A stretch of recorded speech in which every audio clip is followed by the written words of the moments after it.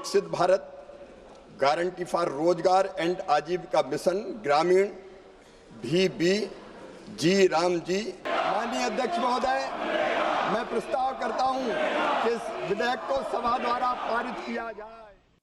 On December 18th, the Lok Sabha passed a law that quietly closes the chapter on one of India's most radical social experiments.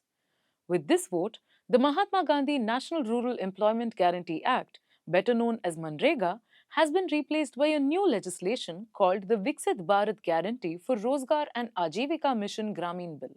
For the government, this is being presented as reform, a law that modernizes rural employment, increases the number of guaranteed work days, and aligns village development with the vision of a developed India by 2047. For critics, this moment marks something else entirely: the end of a legal right to work and its replacement with a centrally managed, budget-capped program. बिना चर्चा के, बिना इस सदन की सलाह लिए, इस तरह से जल्दी में विधेयक को पास नहीं होना चाहिए। सर, ये विधेयक वापस लिया जाना चाहिए। Under Rule 72(1), I oppose the introduction of the Viksit Bharat Guarantee for Rozgar and Ajeevika Mission. Sir, I oppose the idea of replacing the father of the nation, Mahatma Gandhi's name, with G. Ramji. The G. Ramji bill, which represents a deeply regrettable and retrograde step for our nation and our nation's commitment to the welfare of its most vulnerable citizens. To understand why this change matters, we need to go back nearly 20 years to why MGNREGA existed in the first place. Because MGNREGA was not just another welfare scheme, it was a legal promise between the Indian state and its poorest citizens. आया रोजगार कानून आरे, बेकारी गरीबी मिट जाएगी, मानवता की काली बिंदी छार हो जाएगी। रोजगार गारंटी कानून जिंदाबाद। आप सभी से प्रार्थना है कि सर्वसम्मत से इस कानून, ऐतिहासिक कानून को पारित किया जाए, जिससे गरीबों के मन में उत्साह बढ़े, रोजगार मिले, पलायन रुके और हिंदुस्तान 2020 में दुनिया की अगली पंक्ति के देशों में चला जाए। यही सपना है। इन्हीं शब्दों के साथ आप सुविधा। In 2005, when Parliament passed MGNREGA or MGNREGA, it did something unprecedented. It said that if a rural citizen was willing to do unskilled manual work, the government was legally bound to provide employment. Not when funds were available, not when projects were sanctioned, but on demand. Any adult member of a rural household could apply for work through their local Gram Panchayat. Once that demand was registered, the law gave the state 15 days to provide employment. If work was not provided within those 15 days, the worker became legally entitled to an unemployment allowance paid by the state government. This clause mattered because it turned employment from a scheme into a right. Denying work was no longer administrative delay. It was a violation of law. The work itself was simple, local, and labor-intensive. Digging ponds, desilting canals, building rural roads, water conservation, flood control, land development projects that created public assets while putting cash directly into rural hands. At least 60% of all spending had to go into wages. Contractors were kept out, machines were restricted.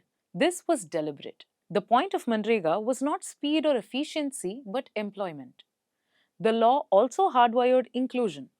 1/3 of all workers had to be women. Men and women were paid the same wages. A large share of workers came from scheduled castes and scheduled tribes, making MGNREGA one of the most effective anti-poverty programs India has ever run without formal targeting. Planning was decentralized. Gram Sabhas identified works. Gram Panchayats implemented them. Social audits were mandatory, allowing villagers to publicly question officials and contractors. Funding was structured to protect the right itself.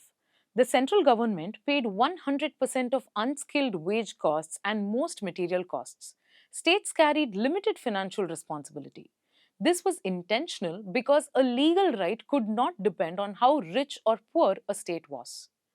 For years, MGNREGA acted as a shock absorber. during droughts, farm distress, economic slowdowns, and most dramatically during the COVID-19 lockdown, when millions of migrant workers returned to their villages with no income, MGNREGA became the last line of survival. But over time, the gap between what the government promised and what workers actually received began to widen. Budgets failed to keep pace with demand, funds ran out months before the financial year ended, fresh allocations were often used to clear old unpaid wages and pending bills. Households rarely received the full 100 days of work. On average, they got less than half of that. Wages were delayed, sometimes by weeks or even months, even though the law required payment within 15 days. Compensation for delayed wages was almost never paid. The unemployment allowance, the enforcement mechanism of the right to work, was quietly abandoned in practice. Then came technology. Aadhaar based payments, biometric attendance, mobile apps, and electronic verification were introduced in the name of transparency. In reality, they created new points of exclusion. Job cards were deleted because fingerprints did not match. Payments failed because of bank errors or poor connectivity. Workers were marked absent because a phone app did not work in remote villages. In theory, these were technical glitches, but in practice, they meant people lost access to work and wages without appeal or explanation. Parliamentary committees flagged these issues.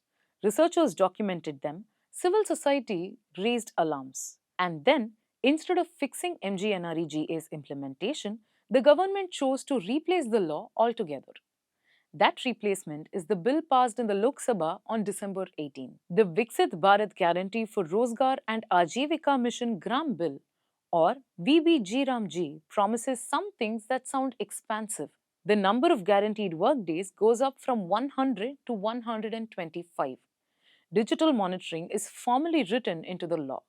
Rural works are linked to long-term infrastructure goals. But the most important change lies beneath the surface. Under the new law, employment is no longer purely demand-driven. Work will now be tied to annual plans and state-wise spending limits decided by the central government. These allocations are capped. If a state crosses its limit, it must pay the extra cost from within its own budget. This changes the nature of the guarantee itself. On paper, work is promised, but in reality, it depends on whether funds remain within centrally approved limits. The funding structure also shifts sharply. Instead of the center bearing almost all wage costs, the new law introduces a 60-40 cost-sharing model for most states. States now pay a much larger share of wages and materials while still being responsible for unemployment allowance and compensation for delayed payments. For wealthier states, this may be manageable, but for poorer states, it creates a clear incentive to restrict work, limit days, or discourage demand altogether. The scope of permissible work is also narrowed. Projects must fall within 4 broad themes, including water security, core rural infrastructure, livelihood-related infrastructure, and climate mitigation. All works must align with national planning frameworks and be integrated into central infrastructure systems. The law also allows states to pause employment for up to 60 days during peak agricultural seasons. The government says this will protect farming activity. Critics argue it removes workers' freedom to choose wage work when they need income security the most. Technology, which has already excluded many workers under MGNREGA, is now fully codified into law.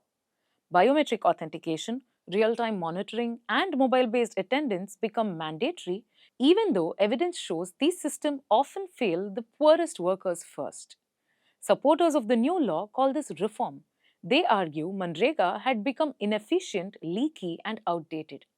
Critics call it a rollback because MGNREGA was built on a simple principle.